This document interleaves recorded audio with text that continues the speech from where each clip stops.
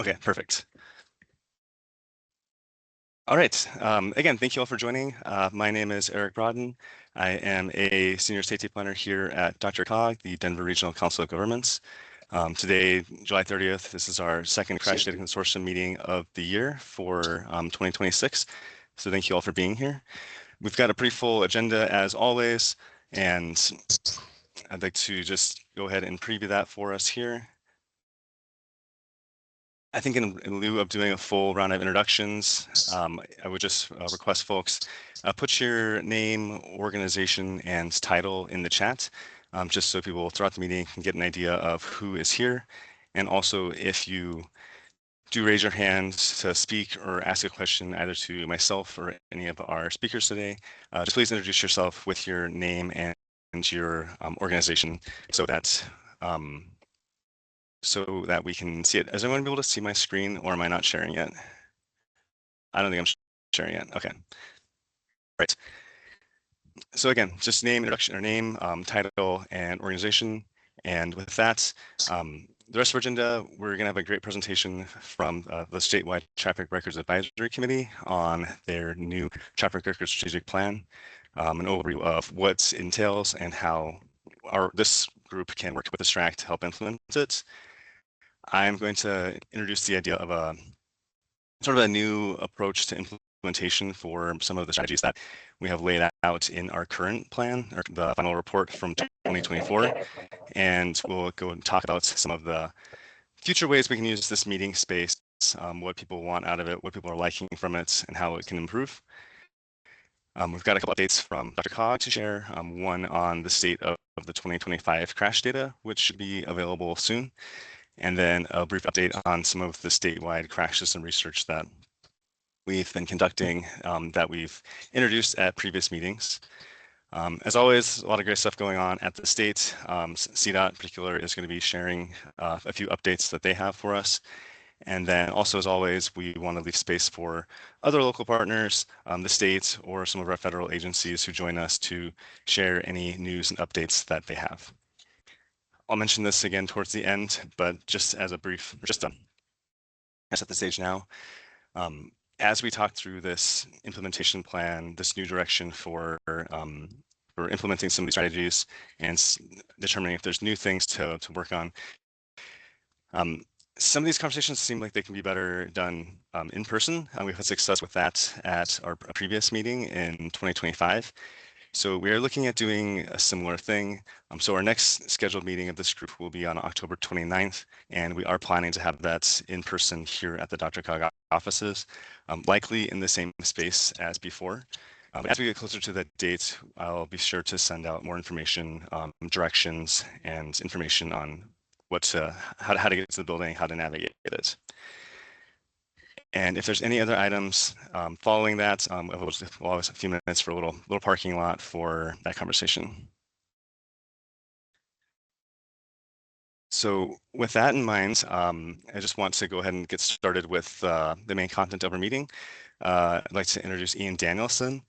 Ian is the Violence and Injury Prevention Epidemiology Supervisor within the Epidemiology Evaluation Branch at CDPHE, the Colorado Department of Public Health and Environment. And I will stop sharing my screen and turn it over to Ian. Thanks, Eric. All right. I will share my screen. Oh. Okay. Can everybody see my screen?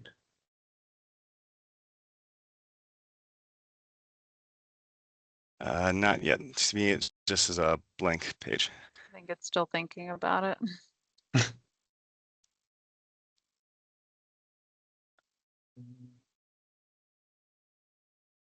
Yeah, still nothing. Okay. Let's try this a different way. Screen.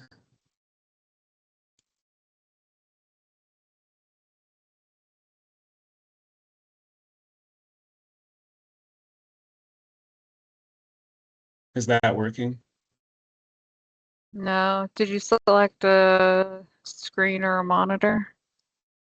Yes. I tried it Yeah. with window and with entire screen. Still not showing anything. Okay.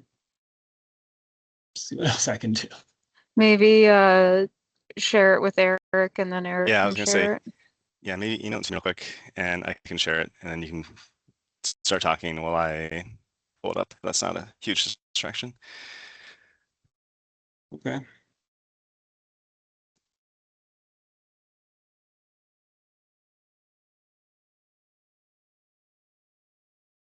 Let's see here.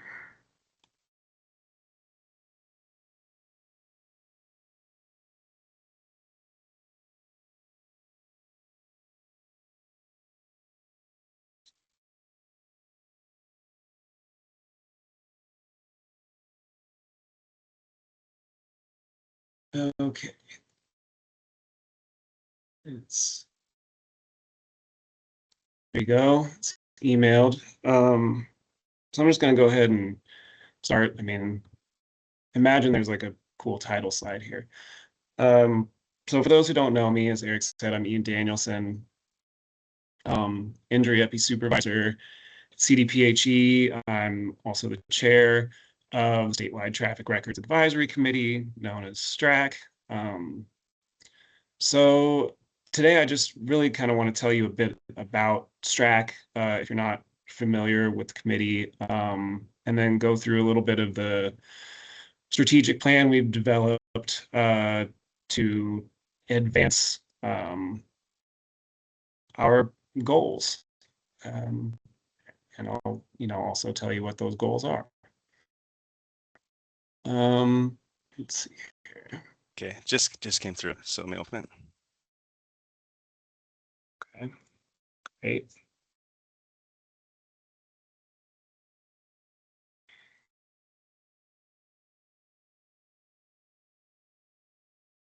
So yeah, just to give you a bit of background about STRAC, we're a statewide advisory group charged with improving traffic records in the state. We're comprised of representatives from state government agencies that administer data systems key to traffic records. Yes, you can go to the second slide there. Yeah. So there you can see kind of our membership agencies and representatives from those agencies, and also the goals of STRAC there on the right. So yeah, we serve as Colorado's Traffic Records Coordinating Committee, or TRCC, which each state is required to maintain as a condition of receiving federal grant funding for traffic records work from the National Highway Traffic Safety Administration, or NHTSA. So our goals are basically to improve traffic records for use in decision making, to reduce transportation system fatalities and injuries, increase participation and collaboration in traffic records initiatives statewide, reduce barriers and electronic data transfer, data quality linkage and integration processes. So we also advise the Colorado Department of Transportation's Highway Safety Office on projects funded through NHTSA 405C grant funds. And we meet regularly, and the meetings are public and posted on our website if anyone would like to join. Let's see. So a bit about the strategic plan that we've developed and that will be published on the website, probably, I would guess, by sometime in August. We don't really know. We're doing a bit of accessibility remediation so that we can post that on the website and have it available to all Coloradans. But this slide gives you a very rough outline of the structure of the strategic plan. So the strategic plan goes through kind of the background, benchmarks for measuring how we're making our way through our proposed strategies and projects. We talk a little bit about traffic records assessment that we're going to do, which I'll talk about more later.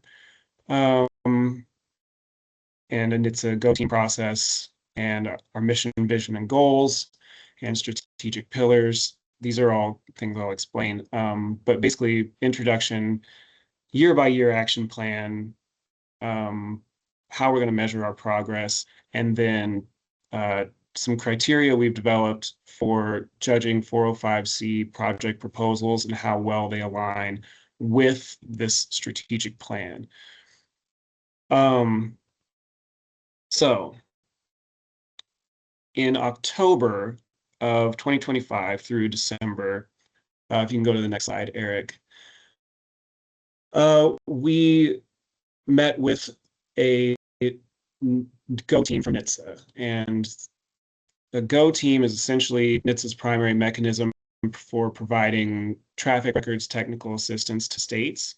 And they really helped us come up with the structure for this strategic plan based on a lot of interviews with STRAC voting members, as well as some other kind of data gathering with the 3 subject matter experts that were from Baltimore Metropolitan Council, Maryland Highway Safety Office, Michigan State Police, and a team at VHB Consultants. And so these subject matter experts kind of reviewed traffic records program and developed recommendations for kind of how we can structure strategies going forward. And they produced a report that summarized all their findings. And those findings were put into 4 kind of key strategic pillars that structure our strategic plan. So you can see what the strategic pillars are there. Data quality and consistency, essentially, are we generating and collecting high quality data without errors, omissions, and other problems? Data integration and modernization, like how can we better link disparate databases together to generate new insights and allow for new analyses? Governance, continuity, and accountability. Are we effectively organized and set up to get things done? Are we prepared to onboard new STRAC members? How are we setting program-related expectations statewide? And are we holding ourselves accountable to make traffic records progress? And then capacity training and partner engagement. Are we fully engaging and meeting the needs of all traffic records partners and stakeholders? So we're not kind of operating in a black box, but we're trying to get as many people's voices as we can involved in these processes. So within those 4 strategic pillars, we have some major high-level initiatives. If you could go to the next slide there. So in FY27, we would like to conduct a NHTSA traffic records assessment. This is a kind of comprehensive assessment to measure how well our traffic record systems, line up with national standards. The last one we did was in 2019, so we are due for one, and that will be a pretty extensive process going on through FY27. We would like to set up an executive committee, which would engage executive level leadership across the partner agencies. This is because for a couple of our other projects here, particularly the e-citations and data integration, we will need to figure out some governance structures on how, if data is further integrated into kind of modernized systems, how those systems would be governed, and how e-citations systems would be governed as well. And I think engaging executive level leadership would allow for that, as well as providing us a little bit of influence beyond just being an advisory committee, because we are just that. We advise, we we do not necessarily implement. So we also want to begin next year the process, which will probably be extensive, of revising the DR 3447, the current crash reporting form, to better align with some national standards, as well as include some recent updates. E-bikes and e-scooters are kind of a great example of how things have changed since the last development of the crash form, and how we can incorporate new data fields into that crash form.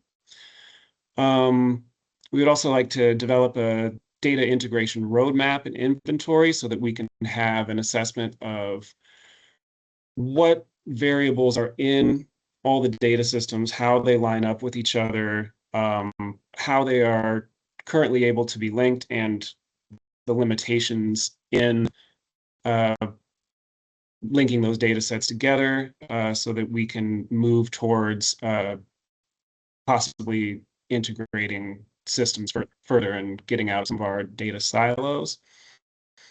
And then we want to engage in some law enforcement engagement and training through CDOT's law enforcement liaisons, to open up a discussion about the ways in which we and other safety partners, use traffic data to help improve safety, and how, the collection of that data really, and the accuracy of that data really helps us to do that. So that would be a bit of an outreach effort that we'll be engaging in.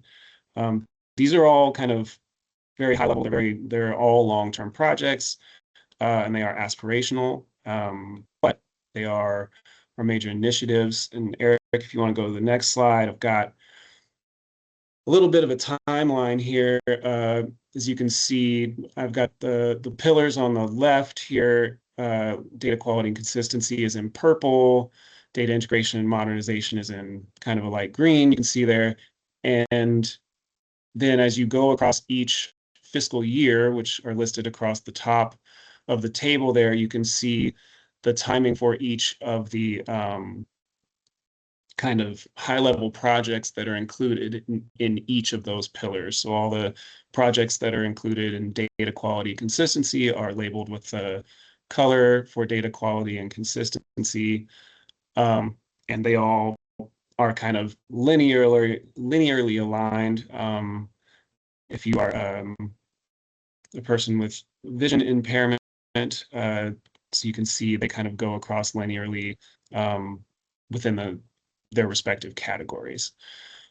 I'm not going to go through all these individually. I think that's a little intensive for the purposes of this presentation, but once the strategic plan is published, an updated and prettier version of this chart will be included in there, along with kind of extensive explanations of these projects, as well as benchmarks for them. But in any event, we're really trying to use this action plan, as you can see, as a way to kind of structure these high-level projects within the pillars that the NHTSA-GO team prioritize as, our strategic kind of foci, if you will.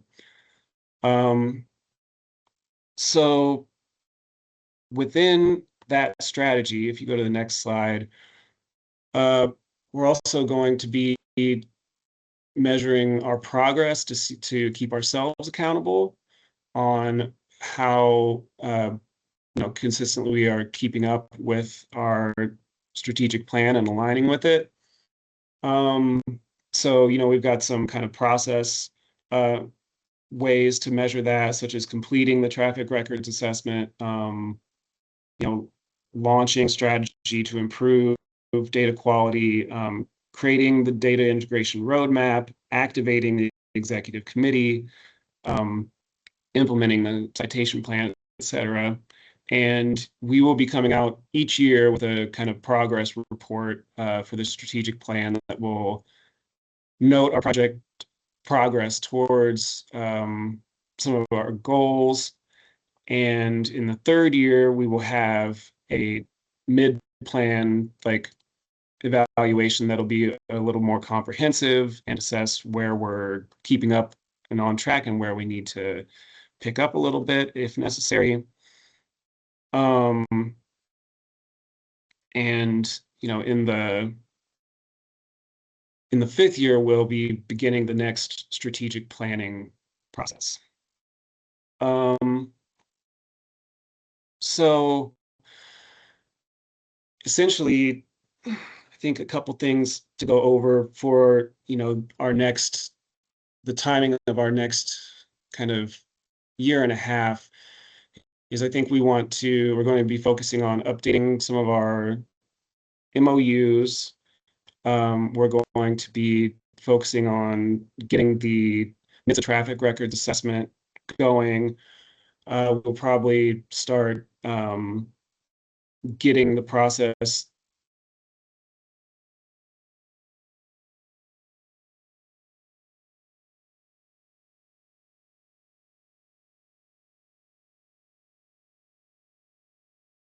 there'll be a lot of things to do for that. And then I think we will be also implementing a stakeholder engagement survey. I think that will be probably later in FY27, and it will kind of complement the survey that I think Eric is going to talk about later, but it will be pretty distant from it in terms of timing. So be on the lookout for that. And I think you can go to the next slide. There you go. So I would say if you want to get involved in the discussions that STRAC is having, please feel free. We've got our website here. Our meetings are listed on there, the links to them and the locations for, those that do happen to be hybrid are also there. There's my contact information and our vice chair's contact information as well. And yeah, we hope to keep kind of discussions going, to keep engaging with the consortium as well as other groups such as Government Data Advisory Board and the Task Force on Drunk and Impaired Driving to make sure we have all these brilliant voices involved in traffic safety work. I think that's all I've got for you. Eric, do you have anything in particular that you'd like me to go over that I missed?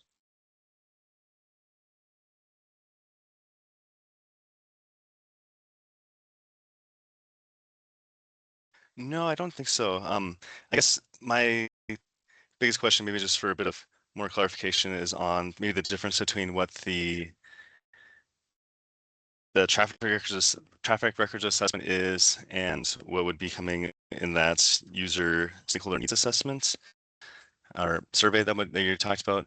And also note all these timelines, I believe, just to clarify, are federal fiscal year. So when you talk about FY27, are we talking like the September or October 1st through September 30th, or are we talking states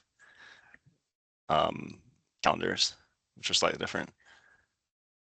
I believe we're talking federal. I think federal. Okay, cool, great. But that stuff does always confuse me. I will admit it. So, fair. But yeah, so the NHTSA traffic records assessment is kind of a huge process where there are a certain number of predetermined questions that go out to each member agency in STRAC, and then each member agency basically is allowed to assign those questions to subject matter experts that they think will be best to answer them. And then the assessment kind of looks at the traffic records system and assesses it in terms of the 6 NHTSA kind of core areas for traffic records. And the survey, the stakeholder survey that we're going to be doing is kind of unrelated to that. It's much more about engaging people who use traffic records in Colorado to see what their needs are, in particular with reference to the development of the new crash form, as well as implementation of e-citations, and to see what the kind of facilitators and barriers to that, those things will be, and see what people's needs would be from those things. Does that clarify it a little bit? Yes, I think so. I had one more question, then I think I'll open up for the group. When it comes to 405C, is there going to be 405C grant opportunity in the first year of the plan? Is that every 5 years of it? Is that rolling 1 year grants? Is that going to be okay? Okay. Yes, I believe so. And on that note, we've also, like, part of the strategic plan is developing kind of like an 11-point checklist that ensures that 405C projects are aligned with the priorities in the strategic plan. And so we will be kind of putting out guidance on that as to kind of what type of projects we will be prioritizing, or that HSO will be prioritizing, and kind of how they should align with the new strategic plan. Okay, great. And HSO, Highway Safety Office, for those not steeped in the acronyms of the state. Thank you. Yes, of course. Yeah, perfect. Yeah, for this, and now I'd like to open the floor for any questions folks may have. Does anybody have any questions for Ian on either the plan itself, the work of STRAC, or maybe how it affects your organization, or how your organization can be involved with it?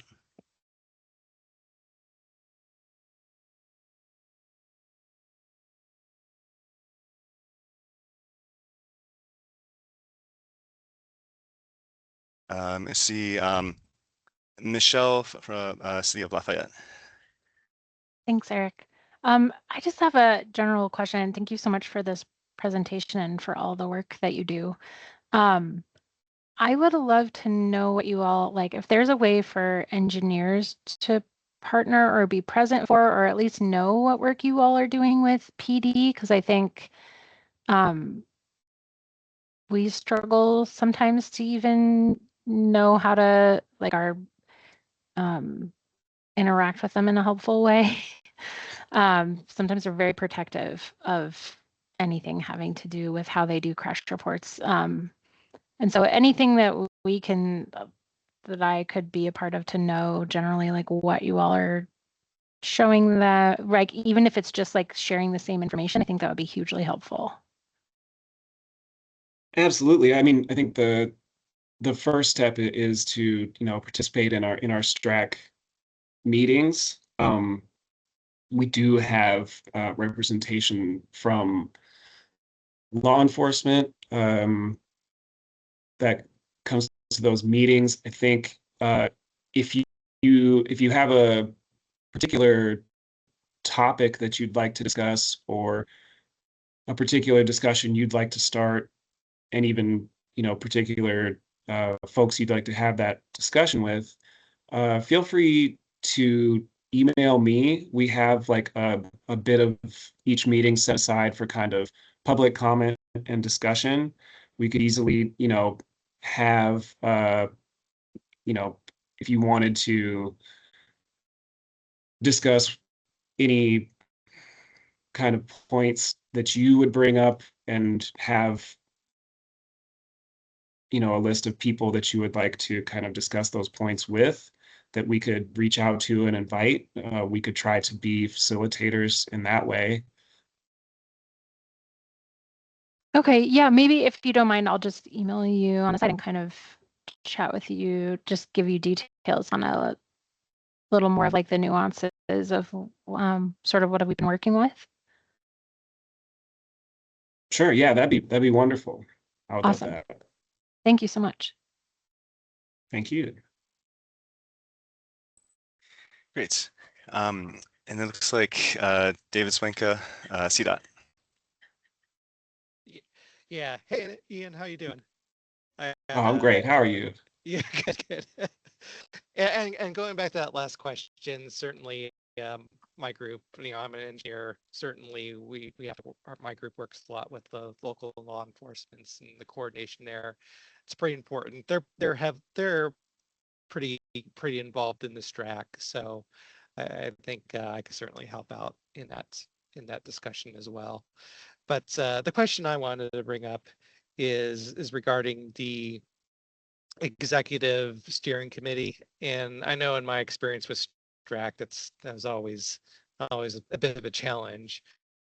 But my specific question was about, given that we'll have a new governor, you know, next year, and there will be potential turnover with executive management across the board for a lot of the state agencies. I mean, we're already seeing, I would call it, our management right now at CDOT is evolving right now in preparation for that. How do you see that happening? Are you going to try to get something in place before that a new governor is in place, or does that timeline of a new governor affect the plans for assembling a new executive steering committee? TBD. We've discussed that in terms of like which might be kind of the smoother path. And you know, I have my own feelings about it, but the committee has not come to a conclusion as to how best to pursue that strategically. So that discussion is ongoing. I wish I could tell you more, but we, yeah. No, that makes sense, and that's good to share with the rest of the group here, as it'll be certainly a year of change, like it is anytime there's a new governor affecting the state agencies. So certainly that's always a factor in what we're doing here. Yeah, I appreciate you bringing that up. Yeah. Well, thanks.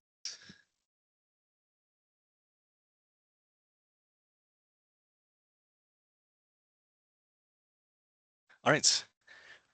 Any final questions for Ian while we've got him here?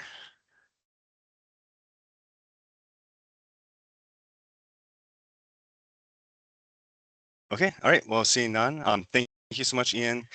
I guess I have one last question. I think that, just to clarify, the next track meeting is hybrid and scheduled for August 20th. Is that correct? That sounds correct. Yes. Let me just double check real fast. Yes, that is Okay, correct. 9 a.m. to 12 p.m. Now that sounds like a lot, and it can be, but it's good. It's a good group. It's a good meeting. We typically attend when we as much as we can. So if folks are interested, I would definitely invite you to join for that. Also, just as a note, while this is the Crash Data Consortium, we're all focused on Crash. This STRAC is working on other elements of data including like roadway, driver, injury. So all these link together, as we're all aware. So even if it's not something that we're addressing at these consortium meetings, they may be talking about something that still applies to your organization or your local government. So definitely stay tuned into those, and look forward to looking forward to seeing how the next few years go with this new plan. All right, thanks so much, Ian. All right.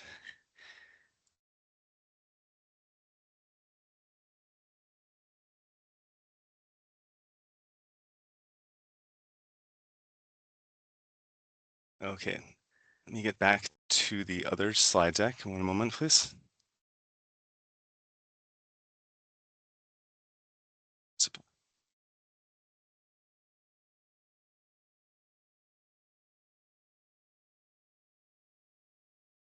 All right, and so for the next part of our meeting, I would like to kind of preview some things that we've been thinking about here at DRCOG and in some of our conversations with many of you about implementing some of the strategies and recommendations in our report, and also acknowledging that that report came out in 2024. Some things have changed since then, or likely have changed since then, that might need to be further incorporated into our planning. And so today I'm not really talking about an implementation plan that we've created, but really more trying to set the stage for the development of such plan. We've been working on many of the strategy recommendations, but we feel now's a good time to reevaluate where we are at with the strategies, where we're at with the timelines that we had originally thought about in the report, and the priorities that we've set as a group through the in-person workshop we had last year. Part of this is also seeing to determine which agencies, whether the state or which local governments, which firms or nonprofits in our region who are involved in traffic records could help take the lead on various efforts, which ones might be able to lend support in that sort of role. The current framework we have, while it does talk about timelines and priority, there's not really an assignment of responsibility as to which consortium partners might have a better role in leading. So that's another big part of what we want to talk about. Just a quick refresher on what's in the current report. It did have these guiding principles that we had established as a group way back in 2023, which feels like a long time ago. But I'm glad to see a lot of you are still sticking with us, even though it's been quite a long time. But the vision, mission, and goals that we had originally set, the report has some grant performance measures from that time frame that would involve the number of crash records with latitude and longitude, and the number that were being linked to our linear referencing system, and the number of downloads that we were getting from partners. Those were all achieved, and so I'm really proud about that. And then also wanting to make sure that if folks are interested in 405C grants in the future, as discussed in the previous section, you will need to think about what kind of performance measures you want to have for your projects and make sure they're achievable. Another part of the plan the report was the recommendations and strategies. This was really broken down into 6 categories we'll go over, and then some of the next steps that we had set for ourselves. So just a refresher on the vision and mission that we had set as a group originally back then. Vision was really that the consortium is a sustainable and valuable resource to further local regional roadway safety goals by facilitating collaboration and developing high quality crash data for the Denver region, but really across the state. I think that, just the fact that many of you are still with us even from those first meetings is kind of a testament to the strength in that. And kind of the need still exists, but I think that we've definitely been making progress on a lot of these throughout the years. Writing a vision and mission statement are always kind of hard, I feel, not make them too similar, but I think that we do have a good one here in our mission to bring stakeholders in the Denver region together to improve specifically crash data collection, processing, and analysis. And again, with that focus on reducing traffic fatalities and serious injuries. continuing with stakeholders, sharing expertise and resources to address commonly identified issues of crash data, such as timeliness, accuracy, consistency, and accessibility. And this is another one where I feel like we've definitely done well. I remember early on in this process having interviews with a lot of folks, learning about what their either local government, what their local law enforcement agency, what their CSP region, what their State Department was working through. We've had great presentations from the Colorado Department of Transportation, from our local governments, from STRAC just now. So I think that these, I think, are still valid. I don't think that we need to really change these unless there's a lot of debate on that. What we might want to reconsider going forward are some of the larger or more granular goals that we have. So these are the 5 goals that are listed in the report. First, to improve the completeness and accuracy of location data. A general one about consistency of high quality data collection. Coordinating timely release of crash data as it goes through the state process, really providing education on crash data collection. It says organization, but really it's more processing and analysis and the development of authoritative regional crash data sets. I'll kind of editorialize here a little bit, but I feel like we've made a lot of progress on all of these, but some we might just want to reassess how we're defining them. When it comes to the completeness and accuracy, the completeness is definitely improved. I think we're going to have a quick presentation from our colleague Byron here in a little bit about the 2025 crash data. And so over the years, we've definitely seen the number of records with latitude and longitude increase. However, there are still issues with some of the accuracy. Our team every year goes through a process to check the records we consider high priority. Those include all fatal and serious injury, but also all non-motorist and motorcycle records. These are chosen because of the disproportionate rate of these types of these types of fatal and serious injury crashes. So even if it was a motorcycle or if it was a motorist that wasn't a high serious injury or fatality, we want to make sure that where those locations are recorded are tracked. And that probably could very well have been serious injury. So every year we go through the process to check those. There's always some that still need to be moved, and our GIS team works pretty diligently to do that. So that's something that I think maybe a rewording to focus more on the accuracy side of things could be worth our time. And similarly, when it comes to improving collection of or encouraging consistency of high quality data, I think we definitely helped with that process. STRAC had a initiative a year and a half ago to update the crash manual for the training manual for law enforcement.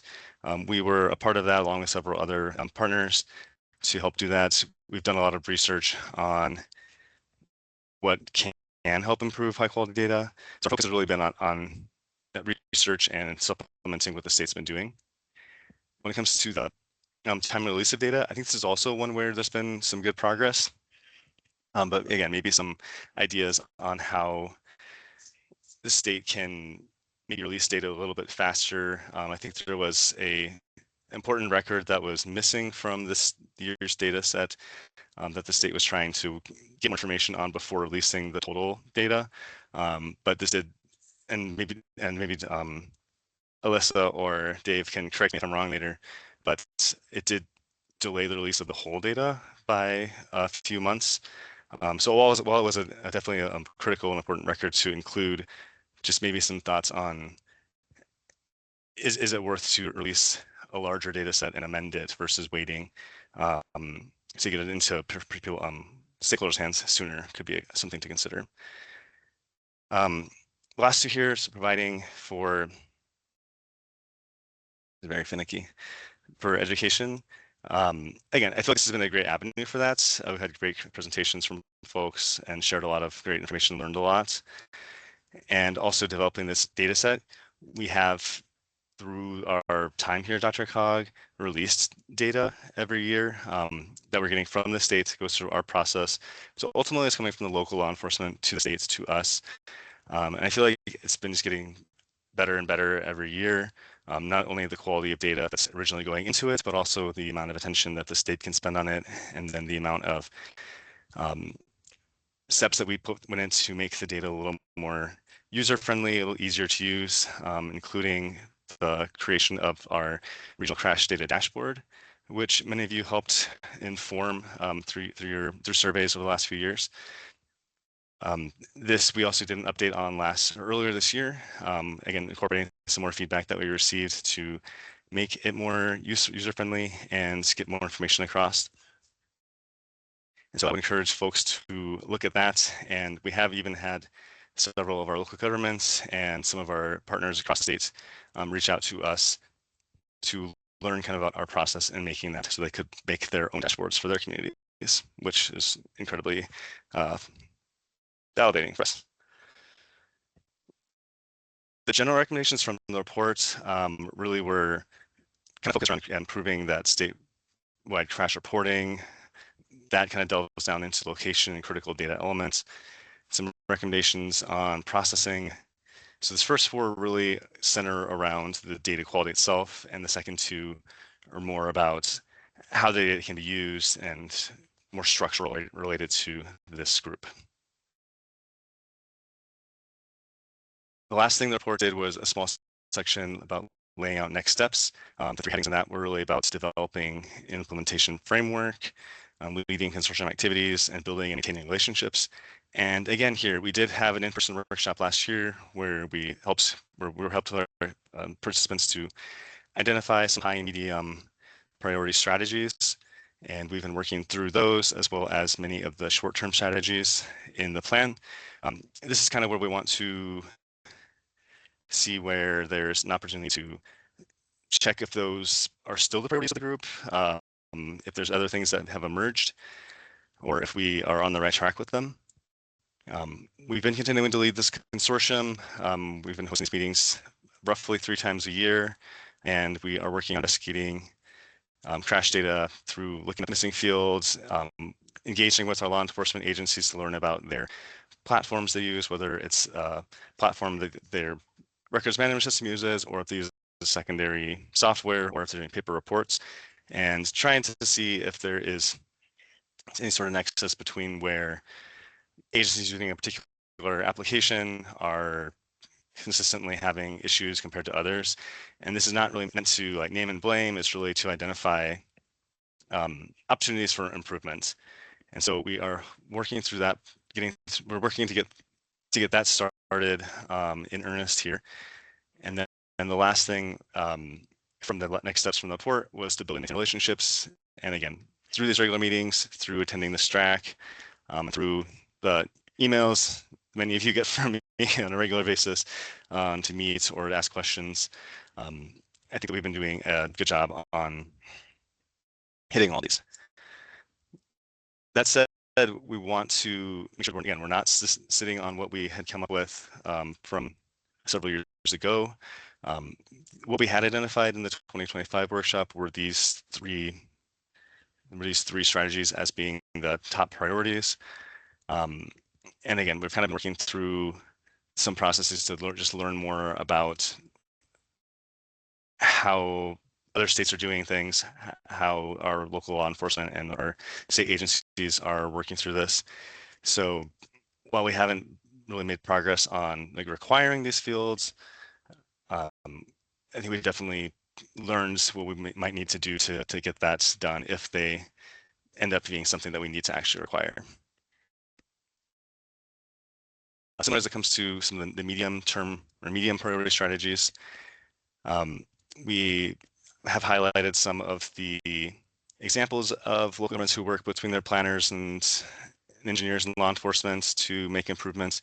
Kind of Michelle's question earlier, there might be opportunities for further engagement with STRAC and with the Highway Safety Office in the next coming years, as they have recently gone through some changes in staffing and leadership over there. So I think there's quite a few opportunities to work with the Highway Safety Office and their law enforcement liaisons to engage with law enforcement across the region and state. One thing that I think Dave may talk about in his updates when it comes to this regional license for our software, we had thought of this as a strategy. We've sort of were trying to accommodate many of the goals from this with our Crash dashboard, which I think it does. There's certainly ways to query lots of data in there. However, there's not a way in it to do something like a built-in functions to do like crash modification factors, or to plug in a particular safety performance function for different intersections. We don't have that capability in that platform. But we do think it is valuable to be able to pull information and put that into a different system or your own formulas if you have that. But again, if that is something that we really feel is a need for this group to do, we're certainly open to having that conversation and seeing if it is something that maybe 4 or 5C could be an opportunity to implement this, or looking into another structure perhaps similar to what we do with local partners for aerial imagery in the region. And last 2 things, just looking at providing training on how to use the data.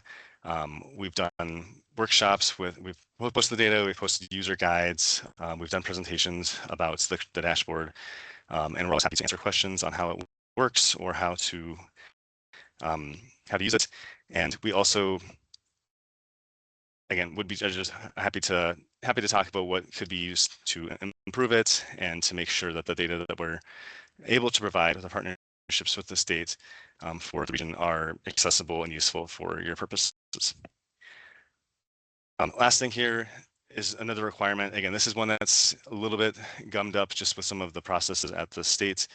There's just a lot of steps that need to be taken to implement something like this.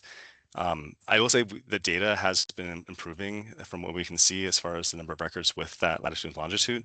This is really speaking to getting latitude and longitude and another location so that they can be cross-verified for accuracy. But this also may be something that's through more training, through more engagement with different partners, maybe a requirement isn't required, but something that, again, to kind of consider as we move into our next kind of phase of prioritizations. So just with all that in what we've been doing and what we have done over the last 2 years, really what we're looking to accomplish in our next meeting is in this upcoming workshop is to, again, further review some of these recommendations and strategies that I just talked about, have a honest assessment about what has been accomplished from that framework, what has been effective or maybe what's not been effective, and again, seeing what needs still are out there, maybe what needs have changed in the last few years. There's definitely been a broader swath of automated vehicles coming into the state of Colorado than there were in 2022, 2023, even 2024. So maybe addressing how that is reflected in the data is something that we can take a crack at.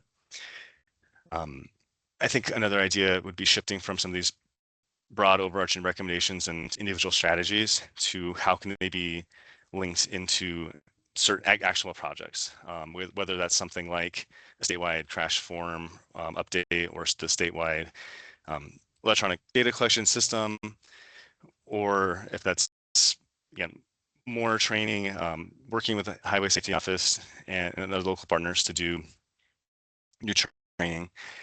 There's certainly different strategies that speak to one another and are interrelated to one another. So it doesn't make more sense to kind of combine them into more of a project that can be spearheaded by agencies or other partners of ours. With that, defining some clear and achievable objectives. So especially if we're doing this kind of project approach, I think it lends more to having measurable outcomes, and then having the appropriate leaders assigned to lead these efforts, and the agencies and local governments and other partners who can support them on that. And one last thing I was thinking of is, with this new traffic records plan or traffic records strategic plan from STRAC, how do we work together? Like Ian and I were saying, how do we make sure that we're supporting that plan? How can that plan's outcomes help support the crash record specifically as the focus of this group? So just seeing, are there things that we can do that can support that and kind of move things along? With this, I do have a very quick Menti I'd like to do. I probably want to spend about just 10 minutes on this before turning it over to the updates. So if folks are able to go ahead and scan this QR code or go to www.menti.com, and there is a code here. I'm going to pull this up on my screen. And so this is really meant to help us sort of plan for the next meeting when in October. We'll likely be sending out some more, maybe a survey of sorts, as Ian alluded to, again, to kind of help us plan for this. But I just want to get some quick feedback here. And this is largely on some of those goals that I talked about, but also for just the structure of these meetings. Kind of wanting to make sure that these meetings are valuable, making sure that the contents that we are providing and the guests that we're inviting are providing meaningful information for you. So if we're able to scan, I'm going to stop sharing for one moment and bring up a different monitor.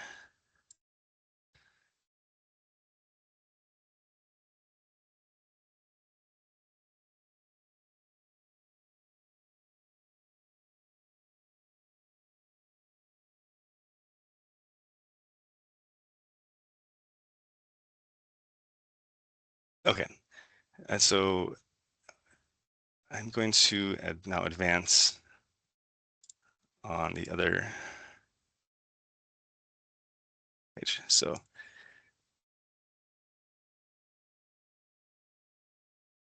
okay, so we've got about 21 people on, which is great. And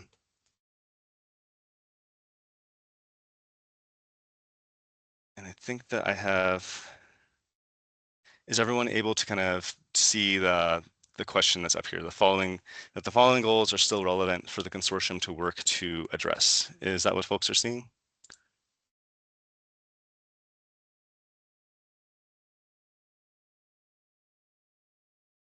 Yes, okay, seeing thumbs up, great.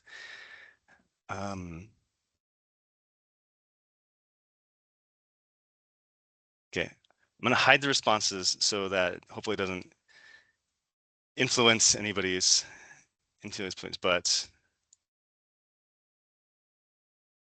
okay, so as you click it, it might move the bar a little bit, but and this is just sort of a Likert scale. So strongly disagree to the left side of the screen, strongly agree to the right side of the screen.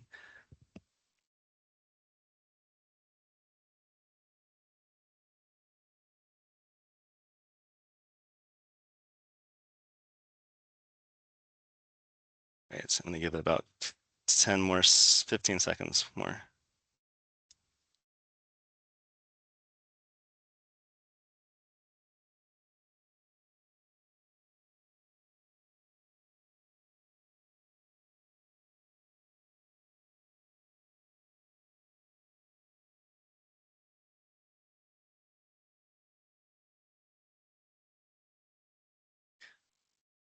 Okay, we got 17 to 24. It's pretty good. 18, we got a few more trickling in. Let's go ahead and see. Okay. All right, so pretty overwhelming for the consistency of high quality data, about a tie for completeness, accuracy, and timely release, and a little bit less on the providing education on these topics and developing this data set. Okay. That is good for us to know.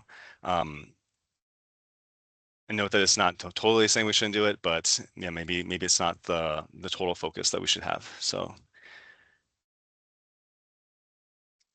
with that in mind, I just wanted to now give kind of an opportunity for an open answer session. So again, I'll set this maybe for about a minute. So if there are other goals that from your perspective, whether you're at a state agency, local government, any other sort of partner, what other goals over the next 2 years should we consider addressing? So feel free to type anything in there. Hey, Eric, Oh, yes. can I Michelle. just say something on the results from the last time? Yeah. So I did not think about that in terms of like what was most important to the others, FYI. So because I feel like you guys have made such a large leap in the regional crash data set already, I put that as a 4 instead of a 5. But I would still say, like, I guess just for your information on how to interpret these results, I would still say that that's like probably what you guys have the most control over and what should be your priority. So I just wanted to caveat that with, I didn't know that we were supposed to, that you would kind of read it like encouraging the consistency of high quality data collection was your top out of those, if that makes sense. Sure. Yeah, that's a good point. Yeah, maybe I didn't frame this super clearly. So yes, I was thinking about maybe not that we would stop doing these, but just kind of think about where we may need to focus some more effort. So that is good feedback to have. Thank you, Michelle. Okay, thanks. Yeah, we're definitely still going to be publishing our data and working through it and making sure that it's high quality and hopefully accessible for folks.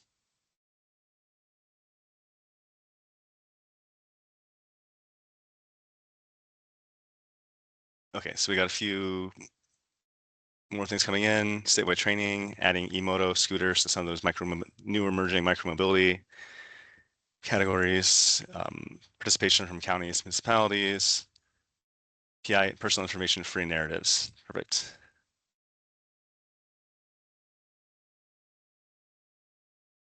Statewide training, okay.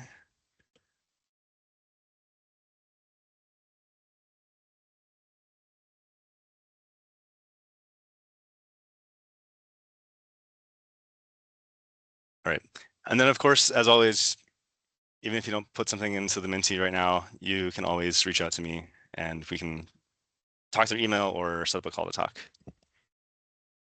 But just in the interest of time, I want to move on to sort of the next question. When it comes to these meetings, we've done all of these things or done most of these things here. So we've had presentations from local governments. We've had presentations from the states.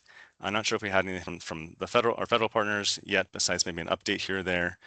We haven't done a lot of, we've had good question and answer sessions between speakers, but just kind of see when we have this time. I mean, we're setting aside these times a couple times a year. What are people finding to be most beneficial, and what would you maybe like to see more of? And so I'll give you about 30 seconds to do this, and I'll hide it again just so that it's not, if other people's choices are not influencing yours, which I feel happens on these mentees a lot.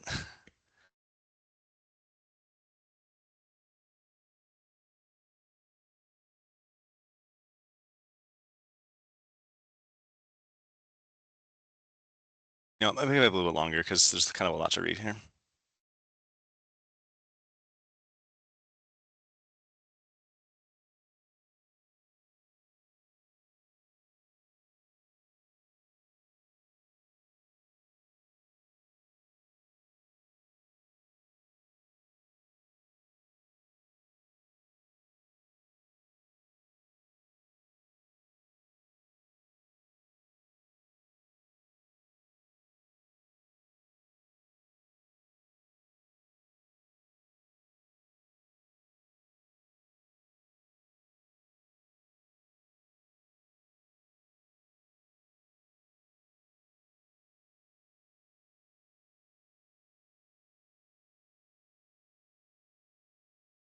Okay, so I've got 11 of 26. I will just go ahead and show the responses so far. top ones coming up as the presentations from local governments about projects, policies, lessons learned, open forum discussion about crash data challenges, and connecting the right people or organizations. Okay, great. I'm going to move to the next question, just in interest of time. This is the second to last one I'm going to have, so we'll just give about a minute here. What other topics would you like to see covered in future meetings? So again, just over the last couple of years, things I can think of, we've had, we had this great presentation from STRAC just now. We've had presentations from the City and County of Broomfield on their crash data dashboard and sort of their process with working through some engineering to law enforcement challenges and opportunities that they've had.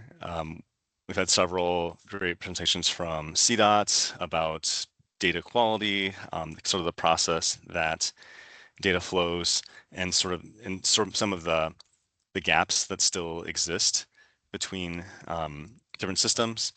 So if there are, any topics you'd like to see covered, anything that you would want us to suggest us to look into to share at future meetings. Okay, we see no one here. Ways different organizations have successfully worked together to make strides in safety improvements. Right. And I will say we do that sometimes as well with our Regional Vision Zero working group. So that's another working group that DRCOG manages, myself and Catherine Rush. So several of you, I think, attend that as well. So that's something that we could maybe drop a link to the chat in for our upcoming meeting, if that interests you. Standing STRAC updates as they develop their plan and some input opportunities. Okay. And let's see, presentations from other states' crash data dashboards or consortium groups. Perfect. All right. I'm going to go on to the last one here. I'm just going to skip a little bit. So with that comment in mind earlier about having the right people at the table, I just want to ask if there's anybody who maybe not necessarily to give a presentation, but to be present in these conversations. What sort of agencies would be seem to be missing, if any? More reporting agencies, great. Yeah, I have a lot of contacts with law enforcement agencies, and I think several of them are here as well. I've noticed some of the names in this meeting sidebar, so appreciate seeing some of these chiefs and commanders here. So we do have reporting agencies who are coming to this, but I agree. I think the more opportunities we have to engage with our law enforcement partners would definitely be for the benefit of this group.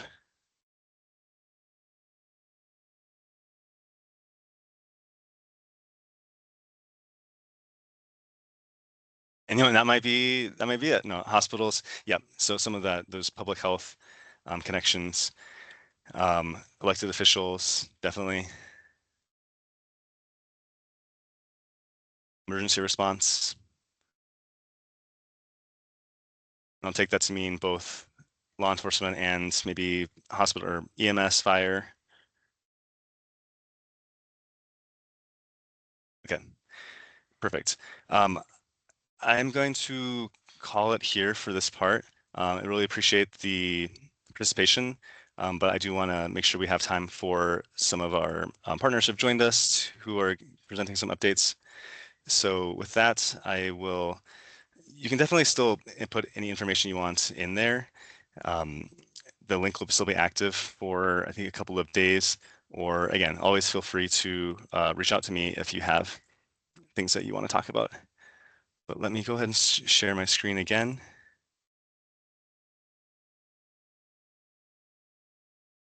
We are doing good on time. I just want to make sure that the folks we have who have things to share still have the opportunity. So going on to our DRCOG news and updates, I want to give my colleague Byron Schultz the chance here to talk now about the 2025 data that we received from the states and kind of where we are in the process of it. Yeah, thanks, Eric. Good morning, everyone. I'm Byron. I'm a GIS specialist at DRCOG, and we just received the regional crash data set from CDOT earlier this month, and so we're working through processing that. And so I was just going to report on some improvements we've noticed with the data, because we run some checks every year on it. And so the first one, kind of speaking to some of the goals Eric was mentioning, completeness of the data has been improving for a lot of kind of the really important fields. So the main one, latitude and longitude, are very filled out now. In 2021, 57% of records had latitude and longitude, and in 2025 we had 99.5%. So we only had to geocode a very small portion this year, and that is amazing. So that's really great. Also, the narrative was a lot less filled out in 2021 at 40%, up to 73 in 2022, and then in 2025, 81% filled out. So that's awesome as well. Also just noticed that some of the crash dates, crash times, arrived dates, arrived times for those first responders or the people responding to the incident, those are becoming more filled out. And so, yeah, across the board, we're noticing completeness is improving. I haven't done a full analysis on every field, but some of the critical ones, it's really encouraging. With the latitude and longitude improvements as well, the location's improving. So we track how many records that we move. So Eric mentioned that at DRCOG, we manually look at every high priority record that's in our region. And we will move that point if the narrative and the address information really suggests strongly that it should be moved to a more accurate location. And so in 2021, we moved about 17% of high priority records, and that was down to 1.5% in 2023. And so far in 2025, my colleague was just telling me she's only moved 25 points out of, I think there's like 4,000 plus that are high priority. Only 25 so far have been moved, and she's about halfway. So that's really great. Yeah, so this year's data seems to be yet again improved, and we're really happy to see that. And kudos to everyone who works on that data at CDOT and this group for kind of pushing those improvements. So yeah, that's all the updates I have. Very brief, but if there's anything else you wanted me to add, Eric, or if anyone has questions, I'm happy to answer. Do you have an estimated timeline for when we might be able to share those downloadable files on our websites and update the crash data dashboard? Yes, thanks for the reminder. Yeah, I think mid-August is looking likely for us to have the data publicly available, that regional data set. And then for the crash dashboard, that would probably be in the fall. That requires a little bit more work to do that. So that's kind of the timeline we're looking at right now. Okay, great. Any questions for Byron?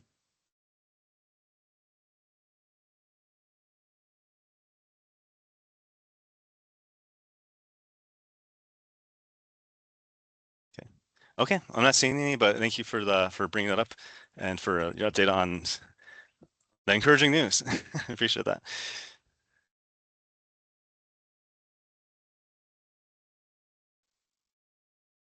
Okay, get back to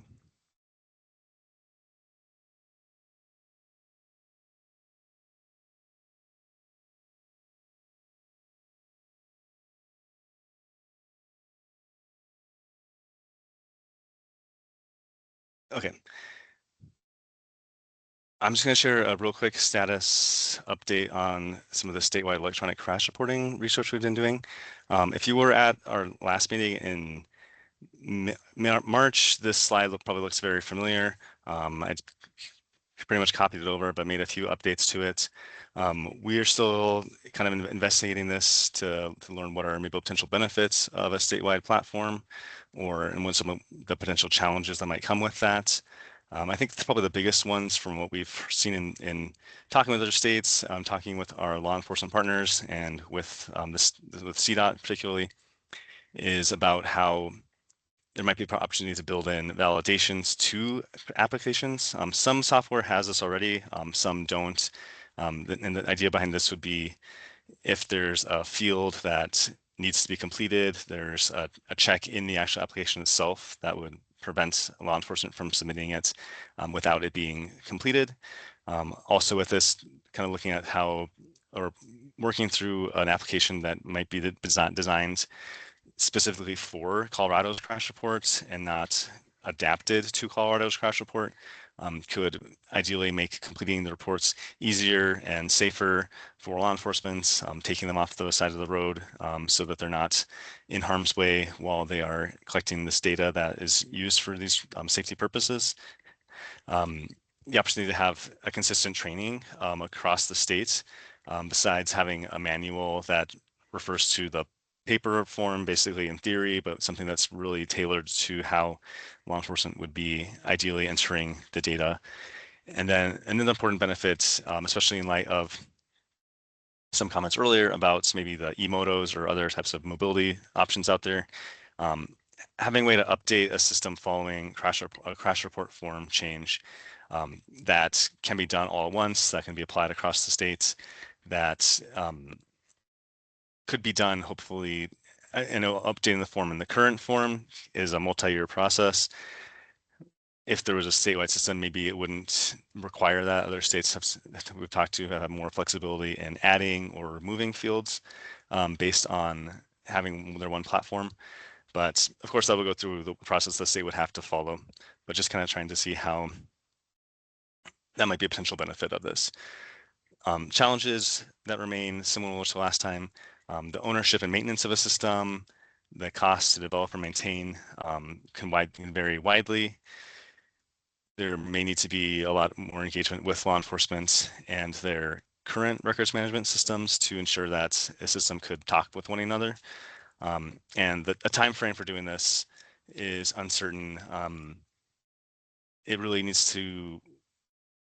need to figure out how, if this is something that this group would want to pursue, how that would work with the state's timeframe, the DOR's process for updating drives, which is their system to organize the crash data. So there are a lot of challenges, but a lot of potential benefits. Sort of the research that we've been doing has been trying to see just what other states are doing, what lessons learned are there. This, I want to caveat a little, the research has been difficult because there's not a lot of great information on state websites for this. So I've been trying to talk actually with people at state DOTs or DMVs, whatever agency is their owner of their crash system, when I can. Been trying not to rely on what I can find online too much because there's a lot of out-of-date information on a lot of these websites. But there are some clear trends of different organizations or different systems out there. Trax is a software that we showed an example of last year, and that's used in various forms by about 13 states. 11 states have their own system that they've either developed in-house or contracted out.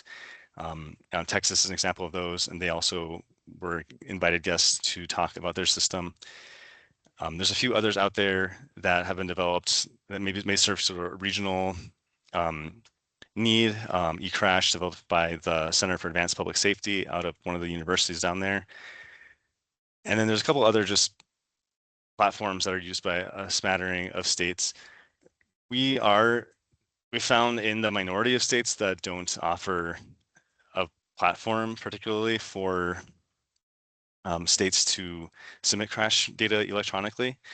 I know that CDOT has been working to develop something that could be used particularly for smaller agencies, but it was never really designed with the purpose to totally replace the current system we have.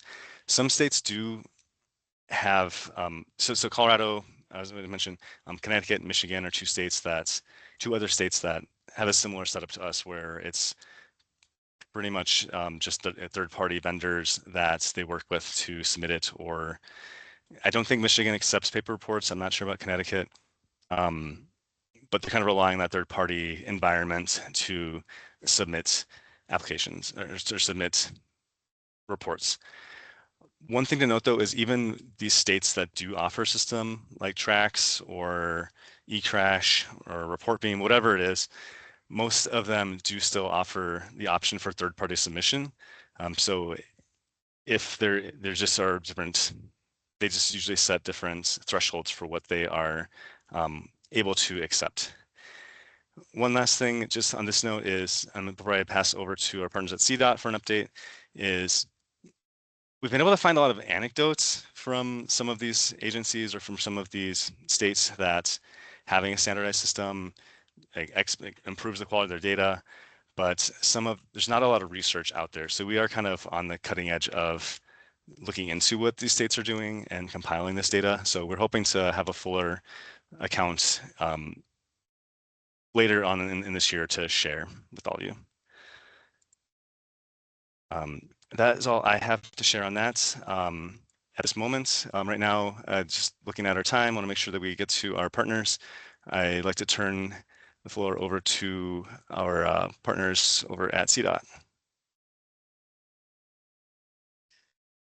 Thanks, Eric. I'm David Swenka with CDOT. I'm with the headquarters Traffic and Safety Unit. Our group works on safety programs, data analysis. And to give a brief update on what we've been doing over the past quarter or so, I'll turn it over to Alyssa Heron, who's in my group, and she's the data expert in the group, so she could speak to as to what we're working on and what we're pursuing in the near future. So I'll turn it over to you. I've got my hands in many buckets, so to speak. So we did complete our 2025 data set. We shared it with DRCOG and posted that listing online, as well as an early 2026, which is very preliminary and very rough. We are currently working on two different aspects of toxicology updates. One of them is within our BEST database, which is where we store all of our crash data, where we will be able to take a coroner's lab report and put those values, drug types, amounts, that kind of thing, and directly associate them with the crash. How we will then disseminate that data will likely be like for alcohol, not present between 0.01 and 0.05, 0.05 to 0.08, and 0.08 and above. Whereas other things like fentanyl, methamphetamine will probably just be marked as present without giving specific amounts. The other half of that is that we are developing an online portal in response to House Bill 261127, which was signed on May 4th and goes into effect, I believe, on August 12th. And basically what that'll do is it'll allow me to set up a spreadsheet by county and by like the decedent's name, date of birth, date of death, send those requests out to all of the coroners across the state and medical examiners, and then they will be able to just click a portal link, find the decedent's name in a dropdown, type in the drug information, and then also submit a photocopy or what have you of the lab report. So we can have some redundancy and make sure that everything is correct to the best of our ability. We are also doing our first series of alpha testing for the live blotter system. I have several agencies who are on board with that. I don't know if any of them are here today, but they are, let's see. Oh my gosh. North Glen PD, City of Lone Tree, Fort Collins, Windsor, and Colorado Springs will all be joining us on that. And so that's really exciting. For the first couple weeks, we'll still have them submitting like the PDF version of the form, as well as submitting the online document, basically, again, for redundancy, to make sure that everything in the system is being collected and stored and then translated as everybody intends. And Alyssa, let me jump in there. When we say Yeah. blotter, we mean early notifications Yeah. for mostly fatal crashes, some serious crashes. It's getting that information real time instead of waiting for the report to be filled out, which can take days, weeks, even months to appear in our system. Yep. So the blotter is typically within 24 hours of the event of fatality. Sometimes an officer will fill one out for a serious injury that they anticipate might become a fatality. And if anyone from DOR is on, they can correct me if I'm wrong on this, but the crash report is due for a non-fatality within 10 days of the completion of the investigation. So if you have a hit and run, that can be over a year. And then with a fatality, it's within 24 hours of the completion of the investigation. Let's see. Oh, people mentioned the e-micromobility. Since we don't have anything on the form yet, gosh, I am so tangled up here. Since we don't have anything on the DR3447, basically what we will be doing, because right now the way that I dig up those records is I write a script for it to search in the narrative for e-bike, electric scooter, Lime bike, basically everything I could possibly think of. So we will be adding a field that is in alignment with MUX6 where it'll ask for the type of non-motorized transport, wheelchair, skateboard, bicycle, scooter, what have you. And then there'll be a second drop down that will say non-motorized, motorized, not reported, or unknown. So hopefully we'll be able to get more comprehensive data that way, but realistically, it comes down to the officers reporting whether or not it's motorized. Sometimes we can take educated guesses, like if they fill out the make and model of, say, like a dirt bike. But if it just says bicycle and there's no further information, we can't make the assumption that it's motorized. Anything I'm missing, Dave? My brain's going way too fast. I think you got most everything. Cool. Yeah. The e-bike crashes, motor scooters, they're becoming more common. I think everyone here can see that when working with their data or their community and stuff like that. So Or driving down the road. Yeah, just anywhere really. So we're trying to get ahead of that with the data. We know the crash form will take some time, but we'll do what we can on our end. The last update I want to provide is our pursuit. I like to call our mythical pursuit of a safety software upgrade. It's kind of like our own version of the Odyssey. We're running into lots of obstacles and monsters trying to get that through. But the update on that is we are going through a full RFP to update our systems. And the goal of our update is really to improve the accessibility of our data analysis capabilities. So right now we have internal system and that works great for us, but it doesn't help the local agencies and our other safety partners in doing analysis of their own systems. So we're hoping to provide something that could provide public facing dashboards for sort of the casual user to get a high level overview, but maybe something a little bit more intricate for the analysis for the road safety experts, usage of safety performance functions and crash modification factors, things like that, training. So that's what we're looking for in a new software. We're pursuing that RFP, and Melody Clayton's group at CDOT is heading that up, but certainly my group's involved too. And hopefully, ideally, we'd like to get something out this year, but you never know with procurement. But that's what we're pursuing there. And I just want to close out the update by saying we appreciate our coordination and partnership with DRCOG. And it's great to hear, Byron. Thank you for your update. Glad to hear that the data is showing improvement, and we hope to do better there too. And certainly we're willing to have those conversations on if we need to do more interim updates to get the stuff out more quickly. We're open to that possibility as well. So we'll keep on getting better. Thanks. All right, awesome. Thanks, Dave. Yeah, no, it's definitely a partnership. We really appreciate, you guys willing to work with us and talking. Probably our most recurrent guests on these meetings. So appreciate your presence all the time to share what's going on and the work you're doing.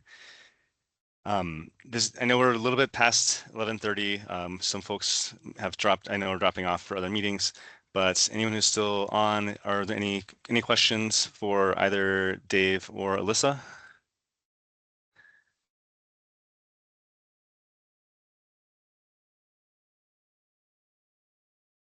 Okay. Okay. All right. I'm not seeing any. The last thing I just want to share is just give an opportunity for anyone who is still on, if they want to provide any updates of their own from their agency or their local governments. And if now's not a good time, because again, we're a little bit over, you can always reach out to me and share that. But one thing I do want to put here in the chat is there is an upcoming webinar from AMPO, which is the Association for Metropolitan Planning Organizations. This is on August 25th for their safety interest group. The topic is the intersection of public health and traffic safety. And this is being organized by our peer organization in the Chicago area, their Metropolitan Planning Organization. So they're going to be sharing some of their experience working with the Illinois DOT, their public health agencies, and some of their local university system, I think, has been involved in that process. So I'm really excited for that, and just wanted to share that with everybody here.